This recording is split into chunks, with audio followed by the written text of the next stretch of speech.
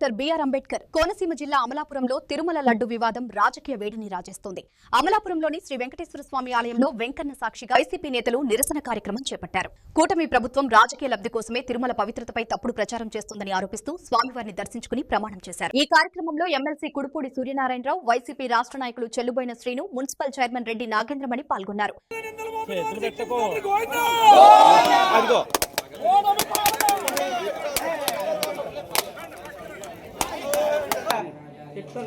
ఏంటది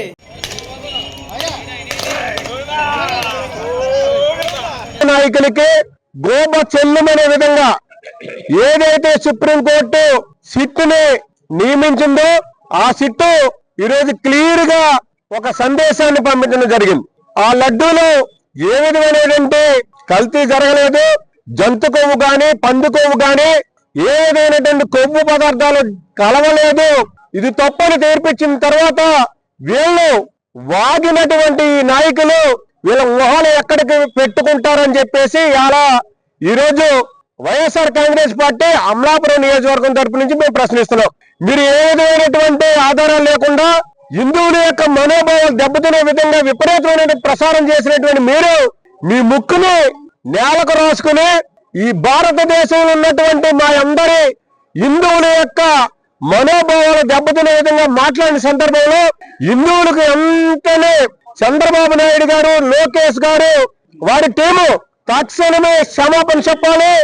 అదే విధంగా జగన్మోహన్ రెడ్డి గారి మీద మోపినటువంటి నిందకి మీరు జగన్మోహన్ రెడ్డి గారికి కూడా క్షమాపణ చెప్పాలని చెప్పేసి ఈ రోజు అమలాపురం వెంకటేశ్వర స్వామి వారి సన్నిధిలో వారికి మొక్కు తీర్చుకుని మిమ్మల్ని క్షమాపణ చెప్పే వరకు ఈ రాష్ట్ర ప్రజలు కానీ దేశ ప్రజలు కానీ క్షమించరని తెలియజేస్తూ మీరు డైరెక్ట్ గా మరి పుణ్యం చేస్తే కనుక స్వర్గానికి, పాపం చేస్తే కనుక నరకానికి పోతారు. కాబట్టి చంద్రబాబు నాయుడు గారు, లోకేష్ గారు, మిగతా టీం అందరూ కూడా నరకానికి పోతారని చెప్పేసి అందరూ తెలియపరుస్తున్నాం. ఏదైతే సెప్టెంబర్ 18, 2024 ముఖ్యమంత్రి వారు నారా చంద్రబాబు నాయుడు గారు ఒక కుట్రకి తెరలేపారు.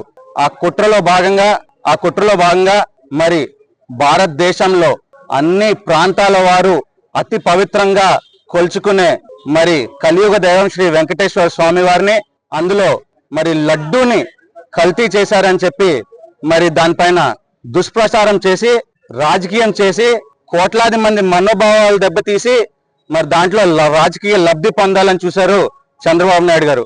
మరి ఎక్కడి దాకా ఈ యొక్క విష ప్రచారం తీసుకెళ్లారంటే ఆఖరికి సుప్రీం కోర్టు కూడా మరి చంద్రబాబు నాయుడు గారు చీఫ్ మినిస్టర్ ఒక హోదాలో ఉండి ఆధారాలు లేకుండా ఈ రకంగా మాట్లాడడం సబబు కాదు అని చెప్పించుకునే దాకా తీసుకొచ్చారు మరి చంద్రబాబు నాయుడు గారు. మరి ఆఖరికి ఏం జరిగింది, ఆఖరికి ఏం తెలియంది? మరి national dairy development board NDDB లేదా national dairy research institute NDRI ఆఖరికి ఇచ్చిన నివేదికలో అందులో ఎటువంటి కొవ్వు పదార్థాలు లేవని చెప్పి, ఏ బీఫ్ టాలో కూడా లేదని చెప్పి, ఏ పంది కొవ్వు లేదని చెప్పి, ఏ ఫిష్ ఆయిల్ లేదని చెప్పి ఆఖరిగా నివేదిక ఇచ్చింది. దీన్ని బట్టి అర్థమవుతుంది చంద్రబాబు నాయుడు గారు ఏ రకంగా కక్ష కట్టి ఏ రకంగా వైఎస్ఆర్సీపీ ప్రభుత్వాన్ని, జగన్మోహన్ రెడ్డి గారిని టార్గెట్ చేసి ఏ రకంగా తొక్కాలని చూస్తున్నారన్నది దేశ ప్రజలందరూ కూడా గమనించాలి.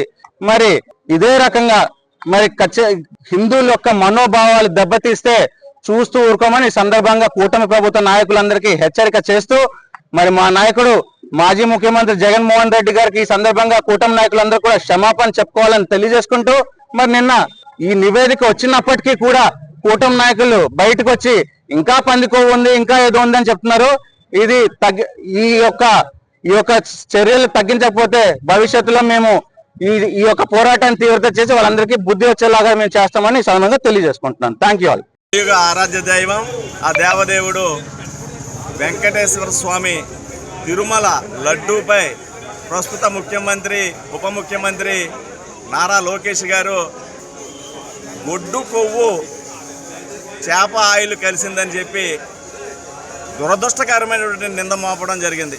మరి ముఖ్యమంత్రిగా ఎంతో పవిత్రమైనటువంటి తిరుమల లడ్డు మీద ఇలాంటి అభాండ వేయడంతో పాటు ఆయనే విచారణ సిట్ నియమించడం జరిగింది. అప్పటి టీటీడీ బోర్డు చైర్మన్ సుబ్బారెడ్డి గారు నింద మోపిన వ్యక్తి, సిట్టు నియమించిన వ్యక్తి ఒక్కడే అయితే న్యాయం జరగదని సుప్రీంకోర్టును ఆశ్రయించడం జరిగింది. సుప్రీంకోర్టు స్వయం ప్రతిపత్తి గల సిబిఐని దీని మీద ఎంక్వైరీ చేయమని ఆదేశించడం జరిగింది. సుమారు 14 నెలలు ఎంక్వైరీ చేసినటువంటి ఈ సిబిఐ సిట్టు కలిపి ఇందులో తిరుమల ప్రసాదంలో ఏ విధమైనటువంటి జంతు కొవ్వు కలవలేదని మొన్న నివేదిక ఇవ్వడం జరిగింది. మరి ఆ రోజున ఆరోపణతో పాటు తిరుమల దేవస్థానాన్ని సంప్రోక్షణ చేసి మాడా వీధులు ఆలయం ఈ యొక్క ప్రసాదం తయారు చేసినటువంటి పోర్టు కేంద్రంలో కూడా సంప్రోక్షణ చేయడం జరిగింది. మరి ఈ రోజున ఏమీ కలవలేదని ఇవాళ నివేదిక ఇవ్వడంతో ఈవేళ అసలైన సంప్రోక్షణ చేయాలా ఈ సందర్భంగా నేను తెలియజేసుకుంటా ఉన్నాను. మరి గత ముఖ్యమంత్రి దివంగత నేత వైఎస్ రాజశేఖర రెడ్డి గారు 2008లో తిరుమల లడ్డు తయారీని అనుకరించకూడదు ఎవరు అని చెప్పి జియో ట్యాగ్ వేసి ఒక ఆర్డర్ పాస్ చేయడం జరిగింది.